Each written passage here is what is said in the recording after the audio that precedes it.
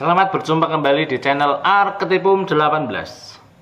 Kali ini kita masuk di materi sastra anak. Saya masih menggunakan buku referensi dari Sastra Anak Pengantar Pemahaman Dunia Anak karya Burhan Nurgiantoro untuk bahan diskusinya kita. Ini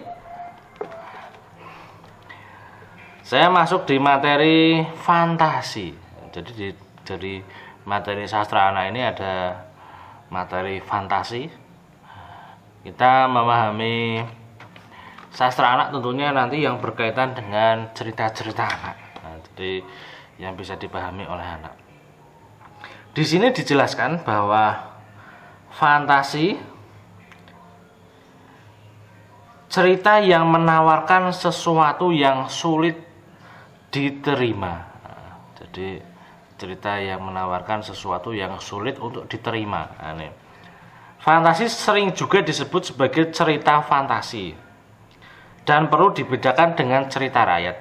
Jadi kita bedakan antara fantasi dengan cerita rakyat. Dengan cerita rakyat fantasi yang tidak pernah dikenali siapa penulisnya. Kemudian mencoba menghadirkan sebuah dunia lain di samping dunia realitas. Jadi pertama kita sudah membahas tadi, pembahasan sebelumnya ada realisme, kemudian ada fiksi formula, kita sudah meningkat lagi pada materi fantasi. Cerita fantasi dikembangkan lewat imajinasi yang lazim dan dapat diterima sebagai sebuah cerita dapat diterima oleh pembaca. Ini loh. Jadi benar-benar sebenarnya dari realitas, dari keadaan yang ada di dunia ini kemudian dikembangkan berdasarkan pengendapan pemikiran penulis. Kemudian di sana muncul lagi imajinasi, kemudian dari imajinasi itu muncullah cerita-cerita yang di dalamnya sudah ada sesuatu yang ditawarkan oleh penulis. Nah, ini menjadi lebih tinggi karena ini merupakan hasil perenungan yang mendalam, kemudian muncullah ide dan gagasan menarik yang tentunya menjadi bahan cerita. Nah, ini jenis sastra anak yang dapat dikelompokkan ke dalam fantasi, ya ini kita sudah masuk ke jenisnya. Yang pertama ada cerita fantasi, yang kedua fantasi tingkat tinggi, dan yang ketiga fiksi sains. Nah, ini ada tiga nanti yang akan kita bahas ini. Kita masuk ke yang pertama dulu untuk pertemuan kali ini, cerita fantasi. Di sini dijelaskan bahwa cerita fantasi dapat dipahami sebagai cerita yang menampilkan tokoh, alur, atau tema yang derajat kebenarannya diragukan, baik menyangkut atau hampir seluruh maupun hanya sebagian cerita.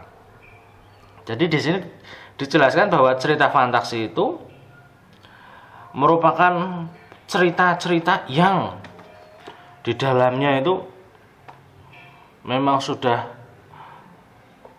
ada imajinasi yang bermain oleh penulisnya. Kalau di film dia sutradaranya seperti Jin dan Jun dulu. Kemudian kita dibawa untuk memahami cerita itu tuh seperti apa. Kemudian dari situ kita mengenal bahwa ada fisik, ada kontak batin, ada spiritual yang sebenarnya semuanya itu kita ragukan, tapi karena kita sering melihat cerita-cerita seperti itu, kita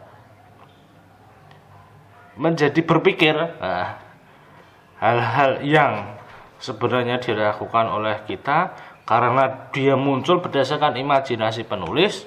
Nah, ini benar-benar ada. Ini menjadi hal yang menarik karena kita senang dengan hal-hal baru yang ditawarkan dari cerita fantasi ini, dan tentunya manusia suka melakukan penjelajahan keilmuan. Nah, ini sudah menarik karena daya berpikir kita sudah mengikuti cerita, jadi kita berhayal.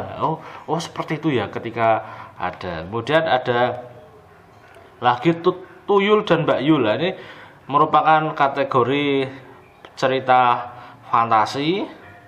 Demikian juga berbagai cerita binatang yang dapat berbicara dan berperilaku seperti manusia.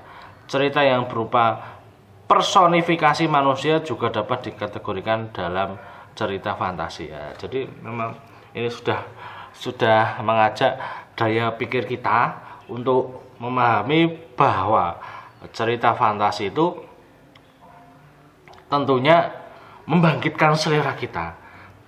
Sajian-sajian di televisi yang mengandung cerita fantasi seperti Tuyul dan Mbak Yul, kemudian ini sangat menarik karena